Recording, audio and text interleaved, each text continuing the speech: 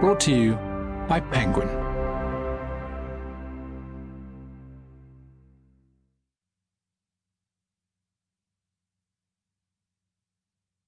Black and White Thinking by Kevin Dutton, read by Theo Solomon.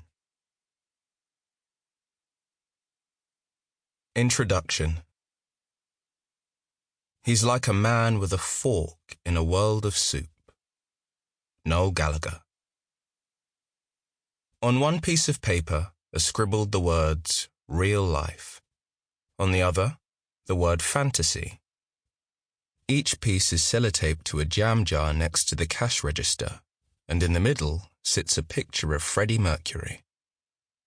The jars are rammed 3/4 full with coins and bills, which, it turns out, don't take long to accumulate. By the time I finish my entree, both jars have been emptied and 2 new labels doled out. Kittens on one side, puppies on the other. Not quite in the same league as the lyrics to Bohemian Rhapsody, perhaps, but effective nevertheless. The resonant chink of metal on glass continues. I'm curious. I'm sitting in a cafe in San Francisco, where I've just spent the last fortnight talking to 3 of the world's leading experts on black and white thinking, the shallows of the binary brain. With time to kill before heading home to Oxford, I've ventured into Haight-Ashbury to reflect on things. I order some tacos and decide to ask the waitress what the deal is. She smiles. We keep changing the labels, she tells me. 5, 6 times a day. Before, when we just had the one jar, there was no choice. The tips were very slow. But if you give customers the option, kittens or puppies, they're way more generous. I don't know why. It's just a bit of fun, I guess. I'm not so sure. Before I leave, I hang around the cash register waiting to pounce.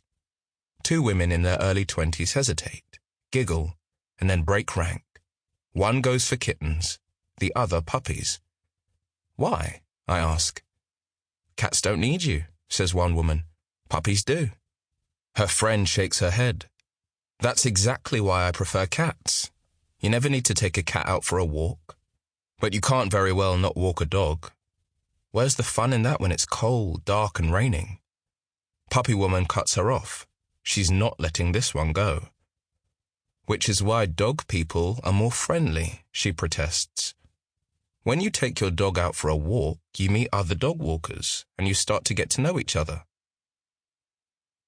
The to and fro continues for a while until they go off, bickering. The waitress comes over and rings up another sale. See, she says, I told you. People enjoy it when they have to make a choice, and in the process, they go away happy. I nod, but I can't help wondering about some of those other choices she mentioned. What other options were customers presented with when they came to settle their bills? She shrugs. Apple or Microsoft, she says. Spring or fall. Bath or shower. She tails off as she zips away to another table. But the list, I'm guessing, is endless.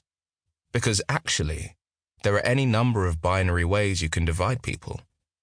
Any number of opposing axes of preference you can fashion from our composite identities. My mind goes back to a piece I'd read in the local newspaper, The Chronicle. Apparently, Facebook currently has some 70-odd different categories for gender identity alone.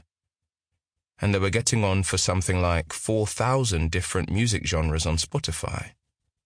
In a murky world of fuzzy, blurry boundaries and ever-increasing border creep, we jump at the chance to categorize ourselves unconditionally, to nail our colors definitively to the mast, especially when those colors happen to be clean, simple, and psychologically unchallenging.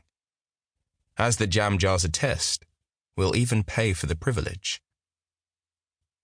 We live in a divided world. Everywhere we look, there are lines. Countries, most noticeably, have borders. On one side is us, on the other, them. Cities have districts and neighborhoods. Sample complete. Ready to continue?